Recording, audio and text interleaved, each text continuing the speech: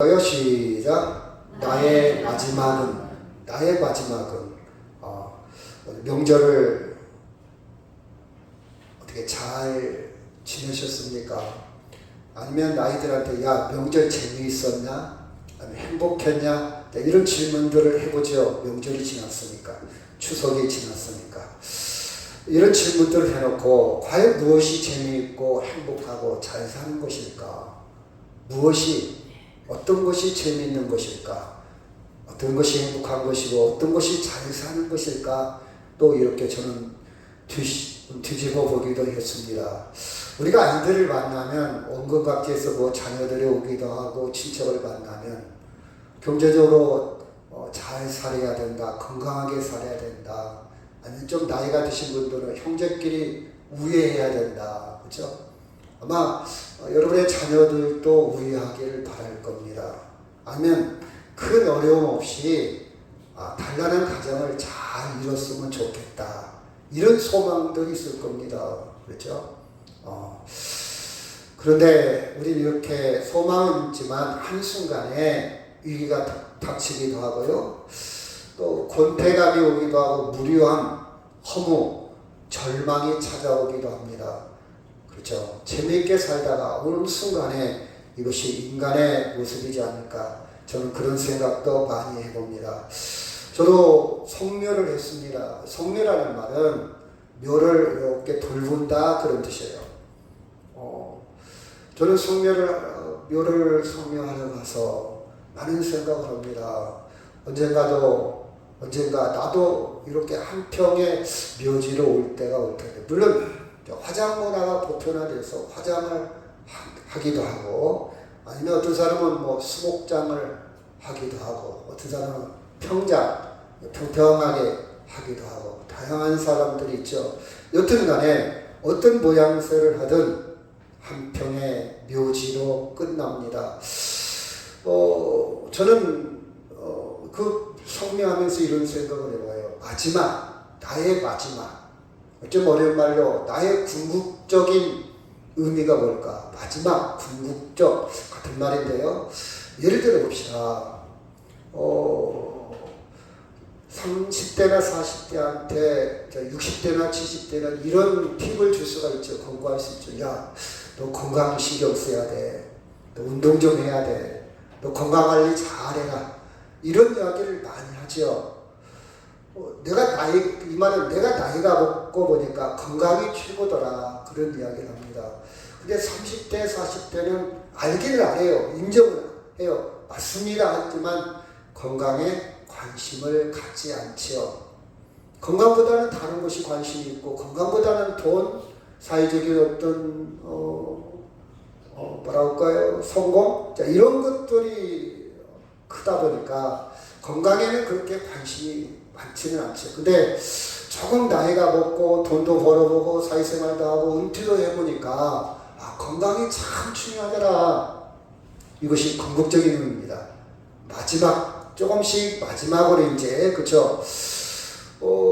제가 엊그제 친구를 한번 만났다고 그랬잖아요. 많은 친구들이, 다양한 친구들이 40년 만에 만났으니까 환경이 다르고, 지금까지 살아온 과정이 다르고, 직업도 다르고, 은퇴한 녀석도 있고, 사회 각양각층에서 살아왔던 친구들이잖아요. 그래서 저는 이야기를 좀 듣기를 좋아합니다. 어떻게 살아왔을까? 제가 그랬어요. 야, 다른 사람 얘기하지 말고 네 이야기 한번 해봐. 너의 이야기 한번 해봐. 네가 살아온 이야기 한번 해봐. 다른 사람 얘기하지 말고, 동네 사람 얘기하지 말고. 그래서 이렇게 들으면 어떤 친구가 이런 얘기를 하더라고요. 자기는 나름대로 경제적으로 좀 준비가 돼 있고, 건강도 준비가 돼 있고, 나는 있잖아, 내가 죽을 묘지도 다 해놨어. 묘지.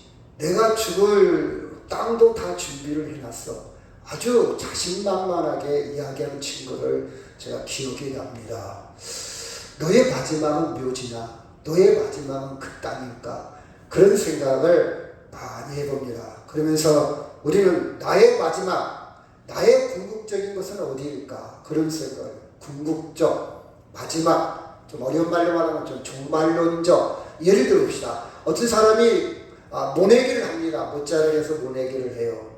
자, 모내기를 하고 물 관리를 잘 해야 되겠죠. 또 거기 제초제를 뿌리기도 하고 아니면 농사를 칩니다. 조금 크면 이제 풀도 김도 매줘야 되고 노트독도 깎아줘야 되고 병충해도 약도 쳐야 돼요. 이런 과정은 궁극적으로 무엇을 위해서 하는 겁니까? 궁극적으로 그쵸, 수확을 위해서, 수확을 위해서.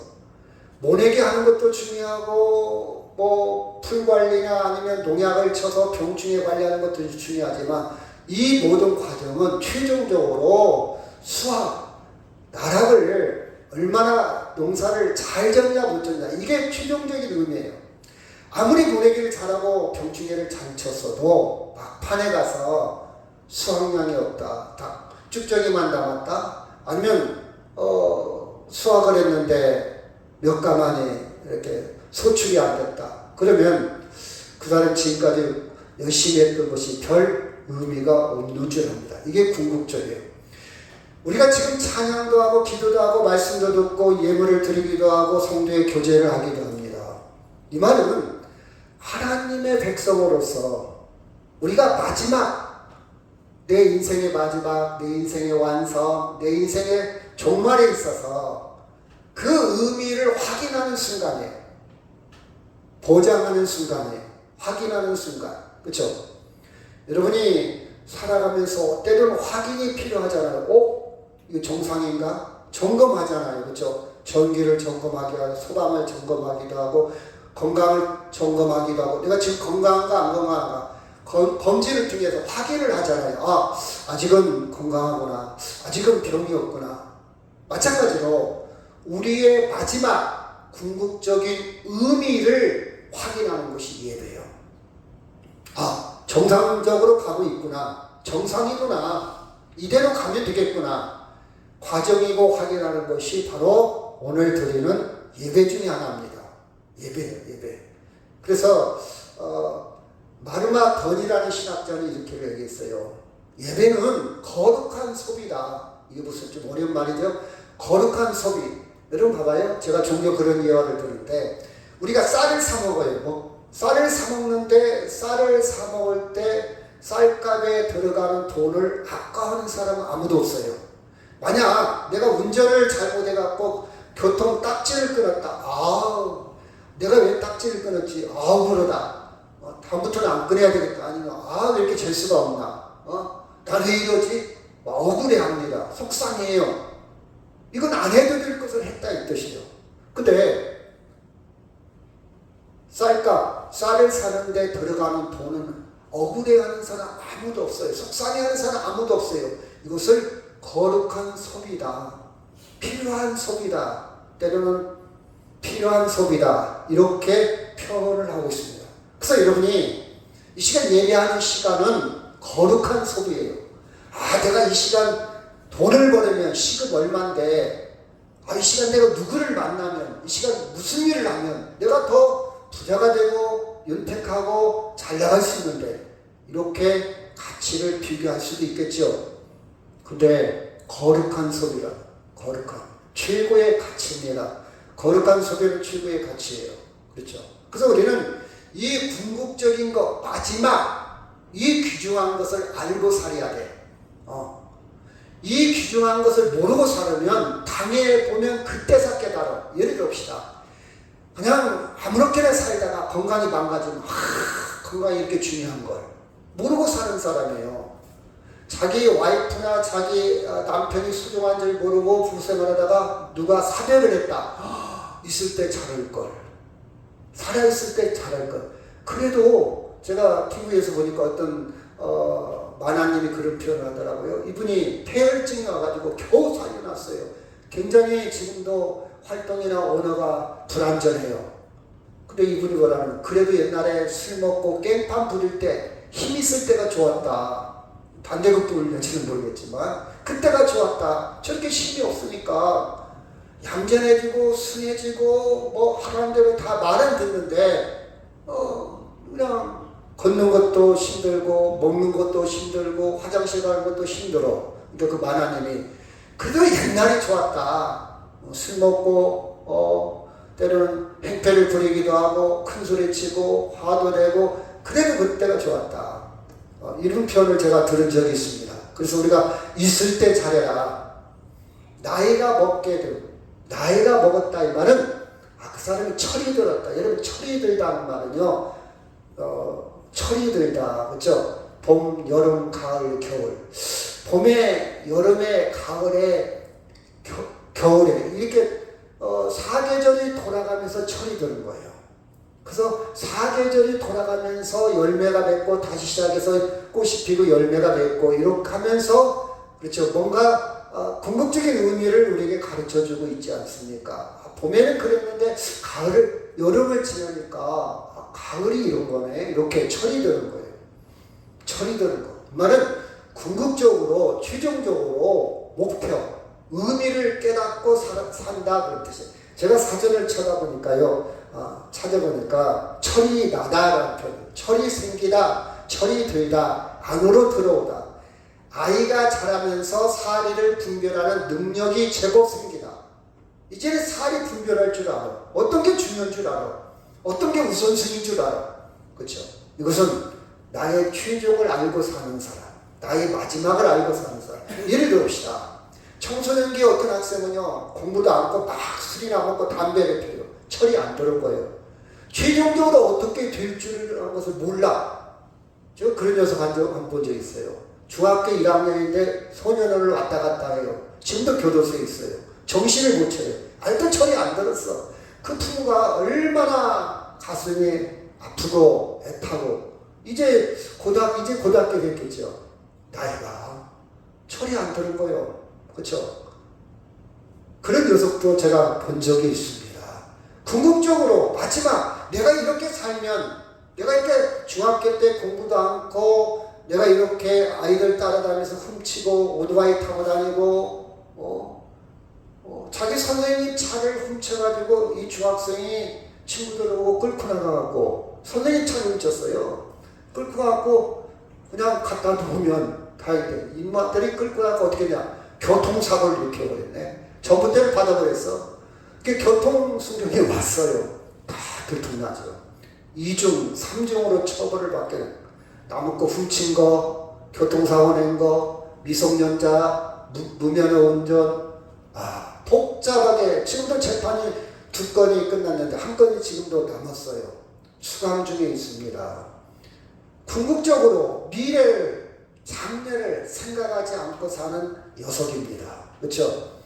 여러분, 유대인들은요, 그들의 삶이 굉장히 위기 가운데 살았어요. 성경의 역사를 보면요, BC 기원전 6세기경에 바벨론으로 포로로 끌려갔어요. 다 포로로.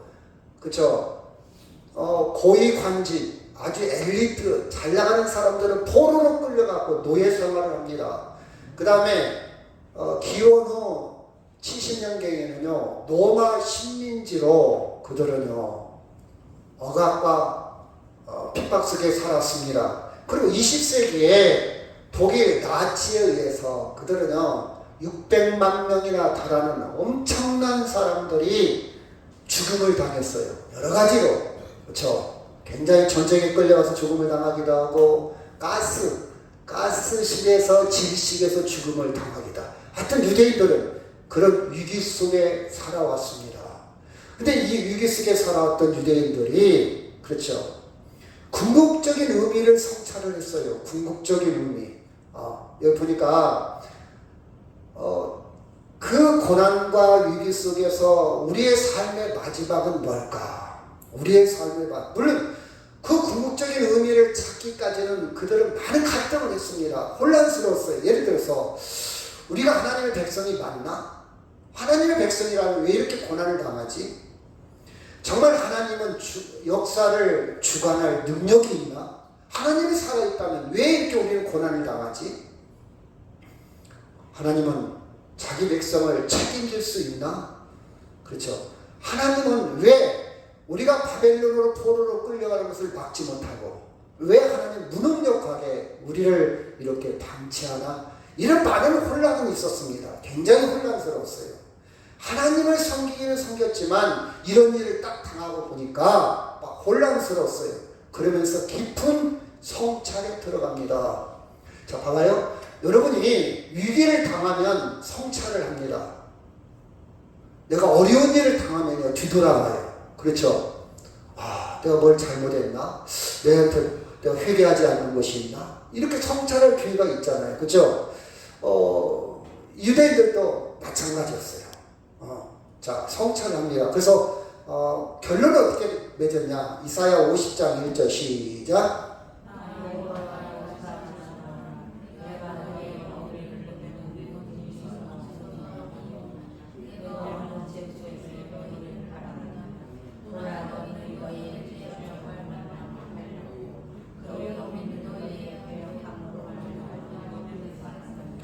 깊은 성찰을 하고 내린 결론입니다.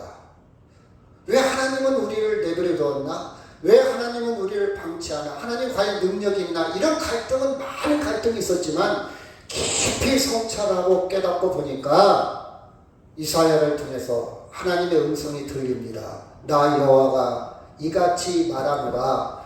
내가 너희의 어미를 내보낸 이윤 증서가 어디 있느냐? 내가 이혼시켰냐? 아니, 내가 너희 어미를 이혼시켜서 내가 너희들을 부하로 만들었느냐? 그 말은 그렇지 않았다 이 말이에요. 내가 어느 체주에게 너희를 팔았느냐?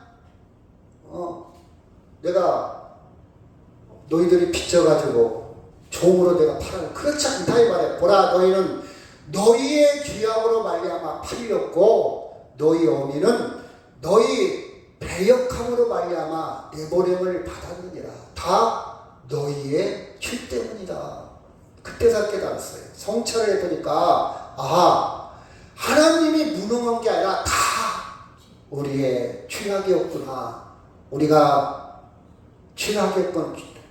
이런 걸 깨닫게 됩니다. 2절 시작.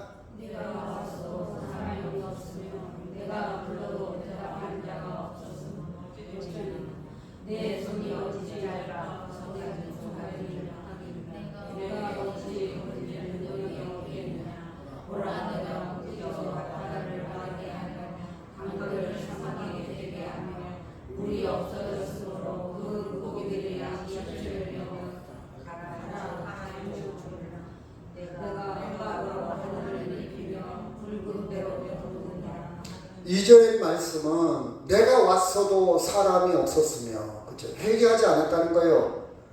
내가 왔어도 너희들은 나를 찾지 않았다. 멀리 가 있었다. 내가 불러도 대답하지 않았다. 나를 찾지도 않고 아무리 불러도 선지자를 통해서 아무리 불러도 너희들은 반응이 없었다. 그런 뜻입니다. 내가 손이 짧아 구원하지 못하겠느냐? 내가 건질 능력이 없겠느냐? 그렇죠? 내가 꾸짖어 바다를 마르게 하며 강들을 사망으로 되게 하며 물이 없어졌으므로 그 물고기를 악취를 내며 갈아여 죽으리라. 봐라, 애굽에 있을 때 내 그 모든 능력을 너에게 보여주었지 않았느냐? 이 말은 다 했다. 내가 흑암한 하늘을 입히며 굵은 배로 덮느니라. 그렇죠? 장자의 죽음을 이야기하고 있지 않습니까? 이것이 이스라엘 백성들이 위기를 당했을 때 깊이 성찰하고 보니까 우리의 죄악이구나. 하나님이 선지자를 통해서 그렇게 말씀했을 때 우리는 듣지 않고 회개하지 않고 결론이 이렇게 되었구나. 이것을 말하고 있습니다. 하나님은 우리에게 왜 그렇게 되었는지 원인을 줍니다. 그리고 대안까지 얘기하는데 하나님은요, 그럼에도 불구하고 변함없는 적극적인 지지를 하고 있다는 사실입니다. 아멘.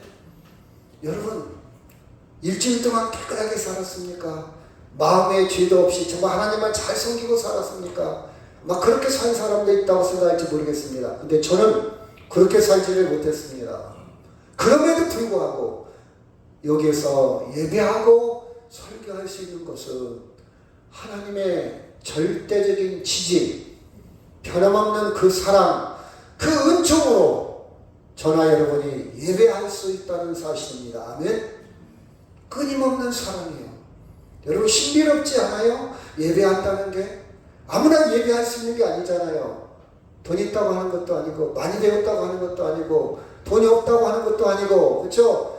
여러분이 이 순간 여기에 앉았다는 것은 성경적으로 볼 때에 태초에 세상이 만들어지기도 전에 하나님이 디자인하신 거예요. 계획하신 거예요. 이것을 섭리라, 경륜이라 이렇게 성경은 이야기하고 있습니다. 저는 이것을 신비스러운 기적이다. 예배할 수 있어요. 예배할 수 있다는 건 신비스러운 기적이에요. 여러분 그 경계선이 굉장히 예배해요. 생각만 탁 바꾸면요 오늘 예배 안 드릴 수도 있어요. 생각만 조금 차이에요. 그 경계선이 굉장히 예민합니다. 그쵸? 나 오늘 예배 못 드려요. 이런 이유 때문에 못 드려요. 누가 원망하거나 나를 비방할 사람 아무도 없어요. 너무 명백한 명분이 있어요. 그럼에도 불구하고 여러분 이쪽으로 예배 쪽으로 넘어왔다는 것은요, 그것은 기적입니다. 신비스러운 기적이에요. 성경에 깊이 들어가고 성찰해 보면요 하나님의 은총이라고 고백하지 않을 수가 없습니다. 여러분 예배가요 얼마나 귀한 가치인가. 돈으로 바꿀 수 없어요. 저는 돈으로 절대 바꾸지 않습니다. 어떤 가치로도 바꿀 수가 없습니다. 이것은 하나님의 사랑을 느껴집니다.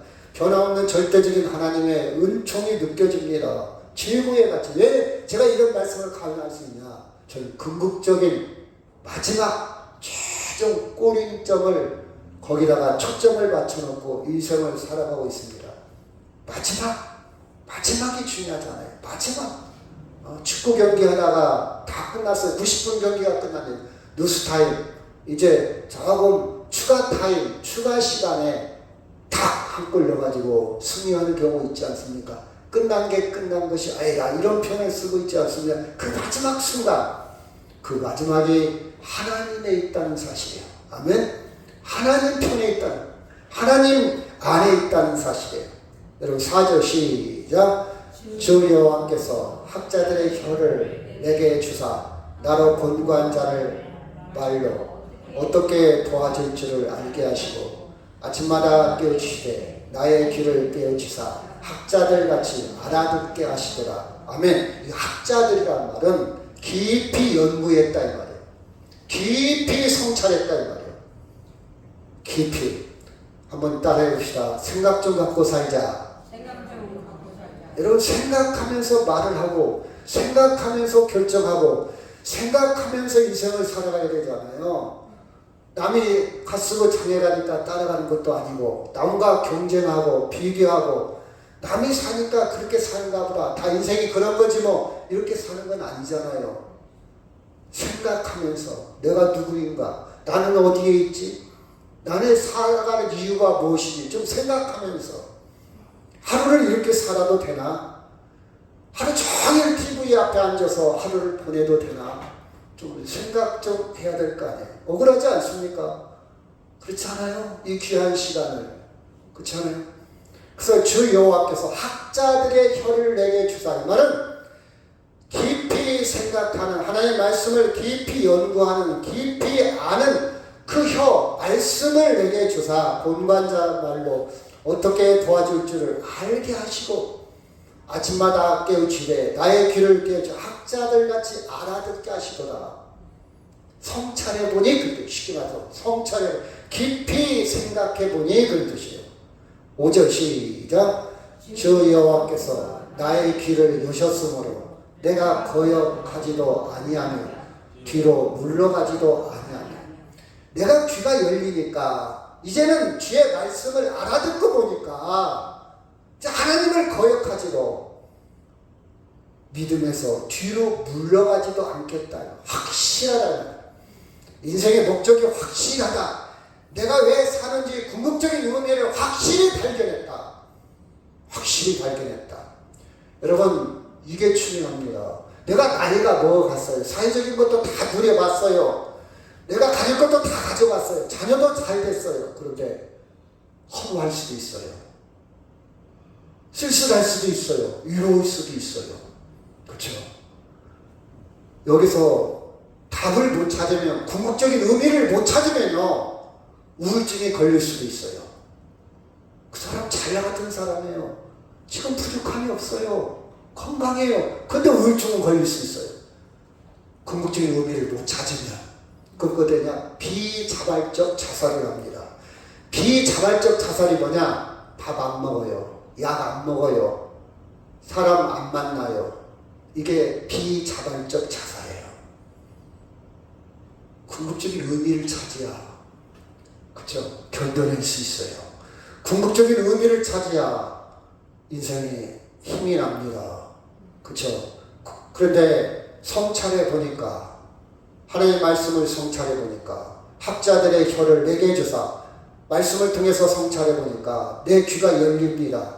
내 귀가 열려서 이제는 하나님을 거역하지도, 하나님 앞에 믿음으로 물러서지도 않겠다. 믿음으로 살겠다.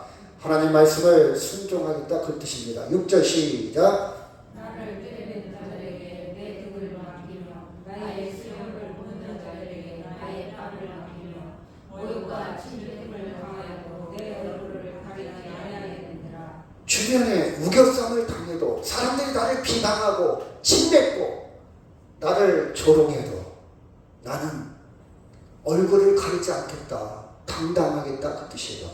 여러분, 우리는요 무장하고 있잖아요. 너 나한테 이만큼이라도 나한테 기분 얘기, 나쁜 얘기 얘기해봐. 가만 안 둘 거야.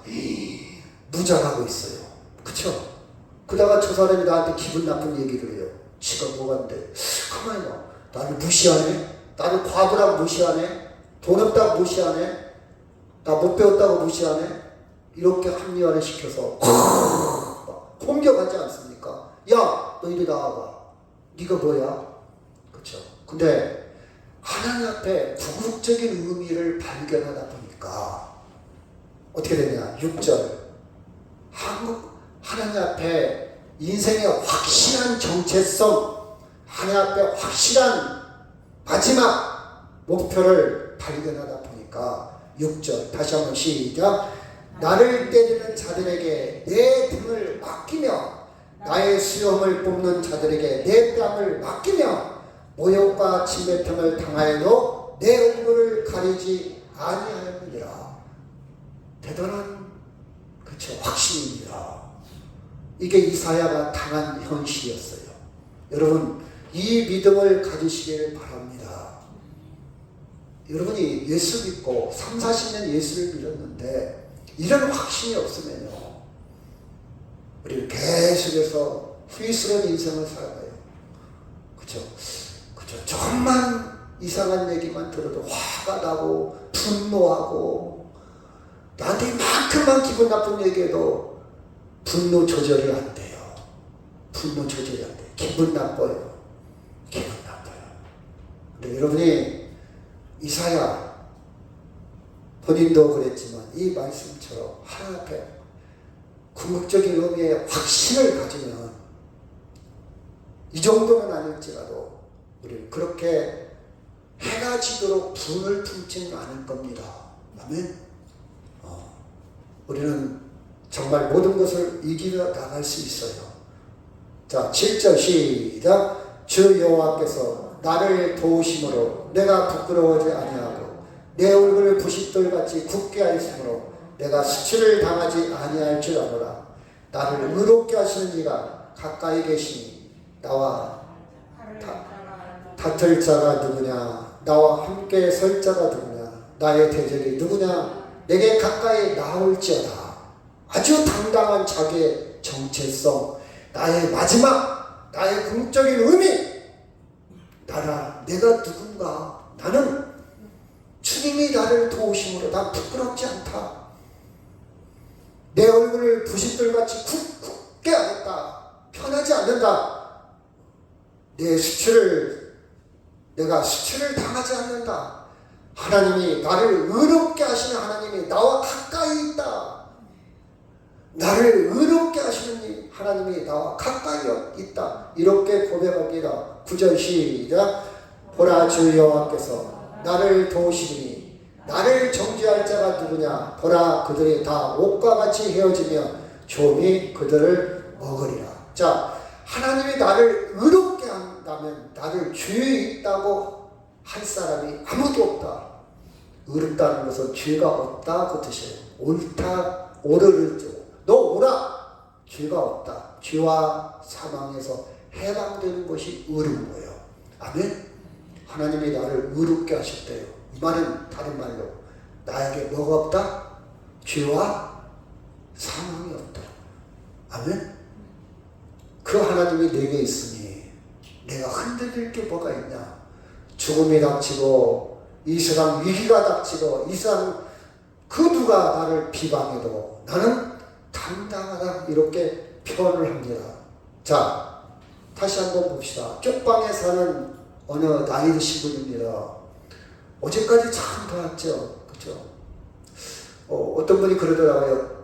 딸이 멀리 사는가 봐요. 명절 때 한 번씩 오면 딸이 오면 너무 좋고 가면 더 좋다. 이해가요? 딸이 오면 너무 좋고 가면 더 좋다는 거예요. 딸이 오면 좋고 가면 더 좋다. 무슨 뜻인지 알겠죠? 저도 딸이 잠깐 왔다 갔는데 속으로 너 언제 가냐? 왜 문화가 안 맞아. 걔는 계속 에어컨을 틀고 살아요. 에어컨 문화잖아요. 근데 저는요 할 수만 있으면 에어컨을 안 틀려고요. 할 수만 있으면 그건 야 에어컨을 그쵸? 에어컨을 틀으면 안 되는데 그 틀어줘야 되잖아요. 딸이 왔으니까 그쵸? 빨리 갔으면 근데 또 가면 또 보고 싶어. 그쵸? 이것이 인간의 한계예요. 근데 엊그제 어떤 분이 저한테 그러더라고요. 보령 사는 사람인데 군산에 왔대요. 그래서 왜 왔어? 그랬더니 수박 사러 왔대. 아니 보령에 수박이 없어. 그랬더니 아무리 자기 수박이 없어. 군산에 수박 모두 수박을 사러 가지고 딸이 먹고 싶대. 야 대단한 아빠다. 딸이 먹고 싶다고 보령서 수박 사러 군산까지 와. 저는 이해가 안 돼요. 그런 아빠도 있구나. 저는 그 사람에 비하면 나는 딸을 덜 사랑하나? 그런 생각이 들더라고요. 그렇죠? 그렇게 좋은 딸, 보고 싶은 딸이에요. 그렇죠? 그런데 오래 살다 보니까 문화 차이가 있어. 맨날 잔소리를 합니다. 혼자 살 때는 편했는데 같이 살으니까 문화가 안 맞아. 그렇죠? 아무데나 던져놓잖아요. 저는 아빠 이러면 안 돼. 이러면 안 돼. 옛날에 좋은 거예요.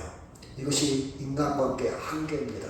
우리는요 다 자기 중심이야. 이기적이야. 누가 옳고 나쁜 건 아니에요. 우리는 다 나름 자기 중심이에요. 그런 우리 모든 사람들을 허점이 있고 흠이 있는 우리 모든 사람 하나님이 뭐라고 한다요? 우리를 의롭다. 온전한 사람 없어요. 온전한 아빠 없습니다. 온전한 딸 없어요. 다 사람은 자기 중심적이니까. 그렇죠? 우리는 인정해야 됩니다. 자, 내 생활은 지금 쪽방에 삽니다. 에어컨도 없어요. 겨우 소풍기. 여러분 얼마나 고생했습니까? 오늘 아침 되니까 이렇게 세상이 또 달라지더라고요. 그렇죠? 너무 선선한 바람이 너무 좋아. 과연 이 사람도 하나님이 나를 사랑한다? 나는 행복한 사람이다? 이렇게 말할 수 있을까? 과연 이렇게 말할 수 있을까? 저는 그런 생각도 해봐요. 여러분 지금 이스라엘 백성들은 포로로 끌려갔습니다. 하나님의 선민이라는 자부심도 없어졌어요.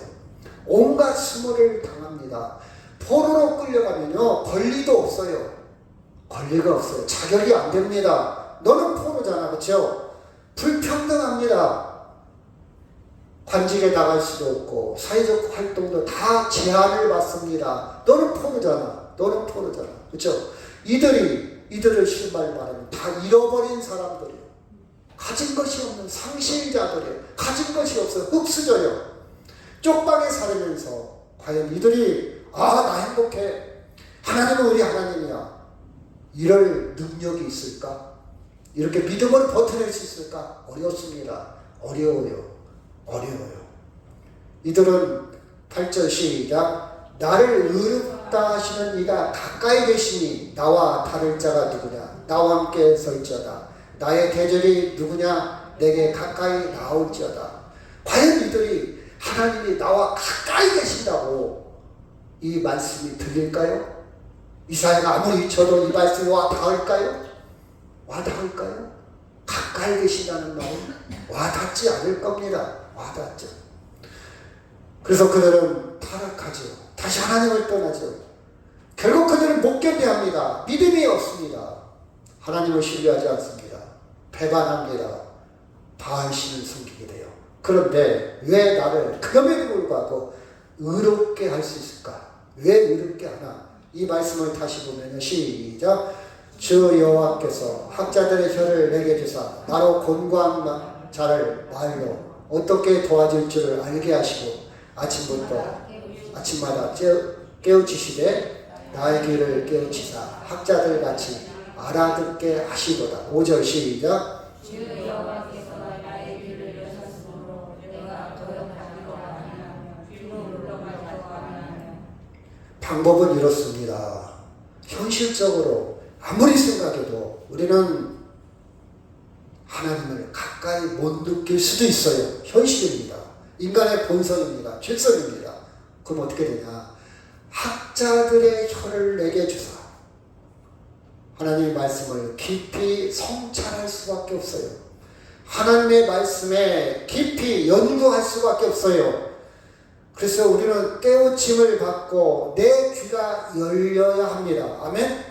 하나님의 말씀에 예배에 집중할 수밖에 없어요. 집중하지 않으면 아까도 얘기했지만 우리는 그 경계선에서 언제든지 세상으로 넘어갈 수 있고 세상은 보암직하고 먹음직하고 가질 만큼 지혜로울 만큼 탐스러운 것이 있어야 합니다. 아주 메리트가 있어요. 매력이 있습니다. 하나님의 말씀을 깊이 붙들지 않고는 우리는 하나님을 가까이 느낄 수 없다는 사실입니다. 그리고 우리는 믿음으로 그렇죠? 도와줄 줄을 알게 했다. 아직 안 도와줬어요. 미래 지향입니다. 도와줄 줄을 알게 했다. 믿음으로 믿는 거예요. 하나님의 말씀을 깊이 깨달은 다음에 믿음을 갖는 겁니다. 여러분 믿음이라는 것은 신비스러운 단어입니다. 어떤 사람은 믿어지고 어떤 사람은 안 믿어져요. 신비롭지 않습니까? 하나님에 대해서도 마찬가지. 어떤 사람은 믿어져요. 어떤 사람은 안 믿어져요. 이건 인간의 힘으로 되어지는 게 아니고 성령께서 도와주셔요. 오늘 예배도요. 여러분이 여러분의 자유에 의해서 여러분의 의지로 나온 것 같지만 사실은 성령이 개입하셨다고 그랬잖아요. 성령이 여러분의 마음을 개입하시고 여러분의 게으름과 여러분의 나오기 싫은 마음을 움직이셔서 여기까지 나오게 했다는 거예요. 저는 그걸 신비스럽다고 표현해요. 믿음도 마찬가지. 믿음을 주셨기 때문에 하나님을 믿기 때문에 하나님께서는 우리를 의롭다 했어요. 의롭다. 하나님을 믿는다 이 말이에요. 함께 하심에 집중하는 거예요. 그렇죠? 여기에 성찰하는 거예요. 학자들의 말에처럼 우리는 깊이 들어가는 겁니다. 들어가는 거예요. 그렇죠? 그래서 우리는 하나님께 집중함으로 어떤 상황에서도 나와 함께 하시는 가까이 계신다는 사실에 우리 항상 감사하며 찬송하는 것이 성령 충만입니다. 예를 들어 봅시다. 어떤 왕국에요. 왕자가 아내를 공개 모집합니다. 그 일주일 동안 선을 보는 거예요. 선을 봐. 자, 지방에서 정말 내려라 하는 가문, 학벌, 미모 가진 사람은 줄을 씁니다. 왕비가 되려고. 그런데 이 왕자는요, 선 보는 것은 그냥 아버지 때문에 어쩔 수 없이 요식행위지. 그 전에 밤에 만나서 어떤 시골처녀와 약속한 게 있어요. 비밀 약속을 했어요. 내가 당신하고 결혼할 거야. 당신 그냥 거기 나오기만 하면 돼. 저는 옷도 초라한데요. 저는 가문도, 저는 배운 것도 없는데요. 저는 가진 것도 없는데요. 저는 내려놓으면 미모도 안 되는데요. 아니야, 나오기만 하면 돼. 여러분, 이게 중요합니다. 왕자가 누구를 점찍었느냐? 바로 솔로몬과 술람미의 관계예요. 바로 우리가 그런 사람들이에요. 그런 사람들. 하나님이 나를 믿은 거예요. 하나님이 나를 지지하는 거예요. 하나님이 나와 약속한 거예요. 사람들은 몰라요. 세상 기준으로 볼 때 나는 왕비가 될 자격이 없어요. 세상 기준으로 볼 때 아무 근거가 없어요. 그런데 왕자가 나와 결혼하기를 약속한 거예요. 이게 믿음이에요. 그 믿음을 가지고 그 선보는 자리에 나오는 사람들이 바로 예수 믿는 사람. 그렇죠? 바빌론 포로입니다. 그렇죠? 그들은 실제로 하나님의 선하심과 사랑을 느낄 능력이 있느냐 없느냐. 이 능력이 바로 믿음입니다. 믿음. 그렇죠? 그들은 하나님의 신앙을 포기한 사람이 많습니다. 그래서 그들은요, 농경신 바알 다 넘어갔어요. 믿음을 갖지 않고 하나님의 약속을 믿지 않고 학자의 말에 하나님의 말씀에 깊이 성찰하지 않고 그들은 눈에 보이는 것 현실적으로 그들은 다 바알신을 섬기게 되었다는 사실입니다. 당장 배부릅니다. 재미가 있어요. 즐기며 사는 거예요. 그래서 제가 아까도 얘기했지만 같이 한번 읽어볼까요? 시작. 여자가 그 나무를 건져 먹음직도 하고 보암직도 하고 지혜롭게 할 만큼 탐스럽기도 한 나무인지라 여자가 그 열매를 따먹고 자기와 함께 있는 남편에게도 주면 그도 먹은지라. 이게 세상의 매력입니다. 넘어갈 수밖에 없어요. 믿음의 끈을 놓을 수밖에 없다는 사실입니다. 그렇죠? 그러나 하나님 안에서만 참된 생명이 있고 의로움이 있고 안식이 있습니다. 아멘. 아담과 하와가 넘어간 이 선악과는요, 안식이 없어요. 생명이 없습니다. 정령 죽으리라. 죽음, 사망이 있습니다. 여러분, 이사야의 이 말씀은 결국 그 약속은 예수님을 통해서 성취됩니다. 같이 한번 읽을까요? 시작. 나를 때리는 자들에게 내 등을 맡기며 나의 수염을 뽑는 자들에게 내 뺨을 맡기며 모욕과 침뱉음을 당하여도 내 얼굴을 가리지 아니하였느니라. 이사야가 과연 이렇게 살았을까? 살 수도 있겠죠. 근데 우리는 이렇게 못 살죠. 우리는 이렇게 못 살아요. 근데 이 사건을 완벽하게 이루신 분이 있어요. 우리를 대신해서 우리의 구원을, 우리의 믿음을 위해서, 우리의 영원한 생명을 위해서. 자, 마태복음 26장 67절 시작. 이에 예수의 얼굴에 침을 뱉으며 주먹으로 치고 어떤 사람은 손바닥을 때리며 주님 묵묵하게 우리의 믿음을 위해서, 믿음이 약한 우리를 위해서 대신해서 십자가에 죽으신 사건입니다. 또 시작. 그에게 침을 뱉고 갈대를 빼앗아 그의 머리를 치더라. 희롱한 다한 후에 흉포를 벗기고 도로 그의 옷을 입혀 십자가에 못 박으려고 끌고 나가니라. 수치를 당합니다. 자, 요한복음 10장 30절 시작. 예수께서 심포도주를 받으신 후에 이르시되 다 이루었다 하시고 머리를 숙이니 영원히 떠나가시더라. 우리의 마지막을 위해서 우리는 믿음을 붙잡아야 되는데 연약한 우리의 믿음을 위해서 예수님이 대신 그 믿음의 표상, 믿음의 주요 온전케 하시는 예수님이 다 이루셨다는 사실입니다. 아멘. 그래서 우리의 마지막은 구원이 있습니다. 우리의 마지막은 생명이 있습니다. 그래서 우리는 죄와 죽음에서 해방되었습니다. 아멘. 왜? 우리가 의롭게 되었기 때문에. 의롭다 하심. 예수님을 통해서 우리가 의롭게 되었어요. 의롭다는 것은 죄가 없다는 뜻이에요. 해방되었다. 완전한 평안을 누립니다. 절대적인 생명을 누립니다. 의롭다고 인정받은 거예요. 자, 로마서 8장 32절 시작.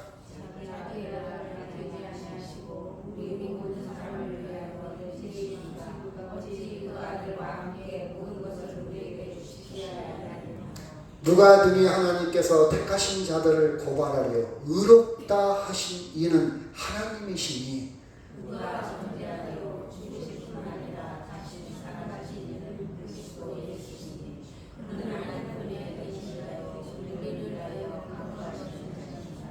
같이 있습니다. 누가 우리를 그리스도의 사랑에서 끊으리요? 환난이나 근고나 박해나 기근이나 적신이나 위험이나 칼이랴. 아멘.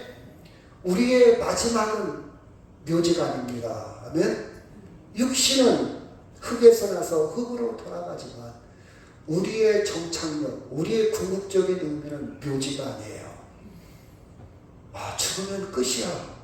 죽으면 어떻게 되지? 아니면 이 세상이 너무 괴로우니까 내가 왜 살지? 허무하다, 쓸쓸하다, 이롭다. 이렇게 목표가 없는, 목적이 없는, 궁극적인 의미가 없는 세상 사람과 전혀 신분이 다른 사람들입니다. 아멘. 우리는 하나님으로부터 의롭다 이 말은, 옳다 이 말은 죄가 없다. 우리가 믿음 연약함을 아시고 믿음의 연약함을 아시고 예수님을 통해서, 예수님의 믿음을 통해서, 예수님의 끝까지 하나님의 순종하고 그 믿음을 통해서 덤으로 우리는 믿음 안에 들어오게 하셨다는 사실이에요. 아멘. 그 이사야의 약속이 예수님을 통해서 성취됐는데 그 성취는 우리의 성취나 마찬가지입니다. 그 신비 속에 살아간다면 우리는 이제 무덤을 봐도 생각이 다르고, 이롭고 쪽방에 산다 할지라도 소망이 생기고, 내가 어떤 처지에 있다 할지라도 그렇게 우울하거나 절망에 빠지지 않을 겁니다. 여러분, 종교적인 표현이라고 생각합니까?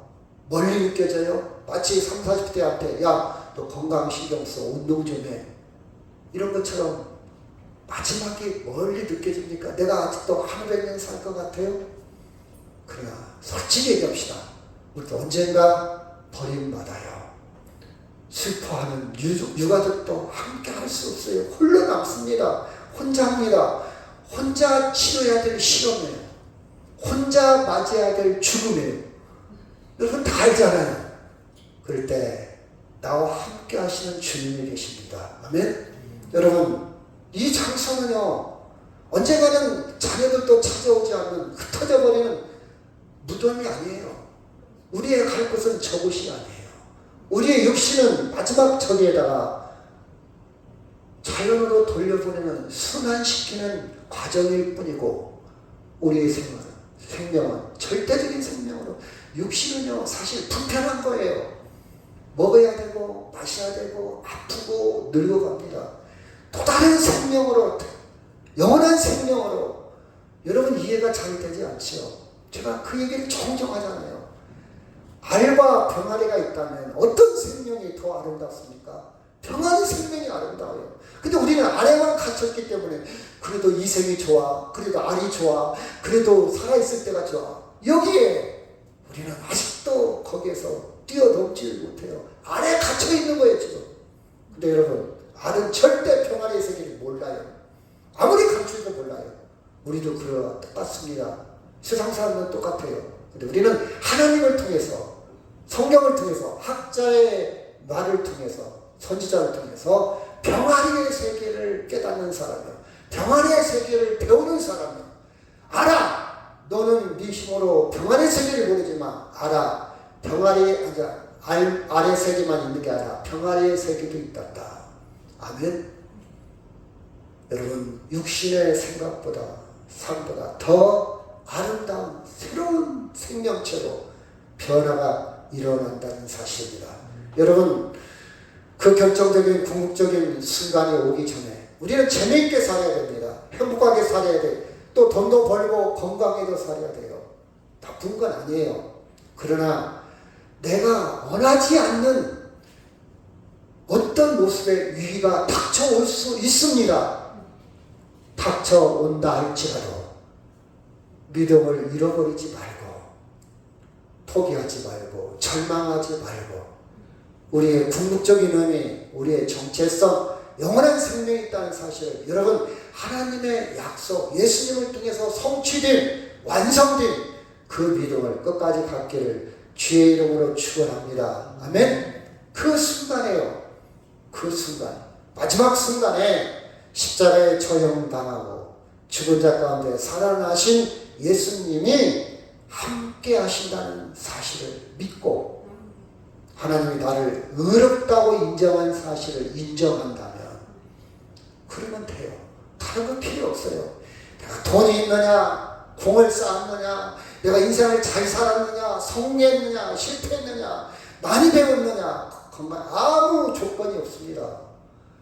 예수 그리스도를 믿고 내 대신 그 믿음을 다 완성해 놓으신 예수님을 믿고 하나님이 나를 의롭다고 인정한다는 인정을 하면 우리는 절대적인 생명, 그렇죠? 그리스도 안에서, 그렇죠? 의로움 속에서 죄와 사망에서 해방되고 진정한 평화를 누릴 겁니다. 그 은혜로 살아가는 전화연대일 주의로 축원합니다. 아멘. 이 말씀하고 같이 하고 마치도록 하겠습니다. 제가 먼저 읽고요. 자기 아들을 아끼지 아니하시고 우리 모든 사람을 위하여 내주신 이가 어찌 그 아들과 함께 모든 것을 우리에게 주시지 아니하겠느냐. 누가 너희 하나님께서 택하신 자들을 모방하리요 의롭다 하시기는 하나님이시니 누가 정죄하리요. 죽으실 뿐만 아니라 다시 살아나신 이는 예수 그리스도 예수시니 그는 하나님 우편에 계신 자요 우리를 위하여 간구하시는 자신이라. 누가 우리를 그리스도의 사랑에서 끊으리고 환난이나 공고나 박해나 기근이나 적신이나 위험이나 칼이나 아멘. 다 같이 통성으로 기도합니다.